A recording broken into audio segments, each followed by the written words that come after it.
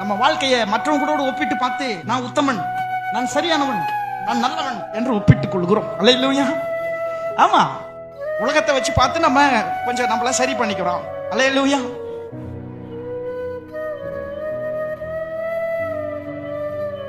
ஆனா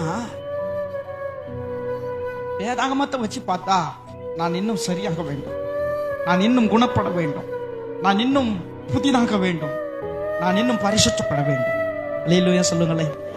அப்ப முதலாவது தேவன் மனம் திரும்ப நம்மை அழைக்கிறார். மனம் திரும்புன்ற வார்த்தை ஏதோ பாவத்திலிருந்து வெளியே வர்றது கிடையாது. மனம் திரும்புனா ஏதோ ஒரு பெரிய பாவத்தை செஞ்சுட்டு நம்ம இருக்கிறவங்க வெளியே வர்றதுக்கு ஆண்டவர் சொன்னது கிடையாது. வேத வசனத்துக்கு நேரா என் மனதை திருப்பாவிட்டால் இன்றைக்கு நான் மனம் திரும்ப வேண்டும். அல்லேலூயா. வசனத்துக்கு நேரா என்னை நான் திருப்பிக் கொள்ள வேண்டும். ஏனென்றால் வசனம் தான் வார்த்தை, வார்த்தை தான் வாழ்க்கை, வாழ்க்கை தான் இன்றைக்கு நான் என்னுடைய காரியங்கள் எல்லாம் நடப்பிக்கிறது. அல்லேலூயா. ஒரு வார்த்தையை தான் நீங்கள் வாழ்க்கையாய் வாழ்ந்து கொண்டிருக்கிறீர்கள். உண்மைதானே? நம்முடைய வாழ்க்கையில பேசுகிற வார்த்தையை தான் நம்முடைய வாழ்க்கையை வாழ்ந்து கொண்டிருக்கிறோம்.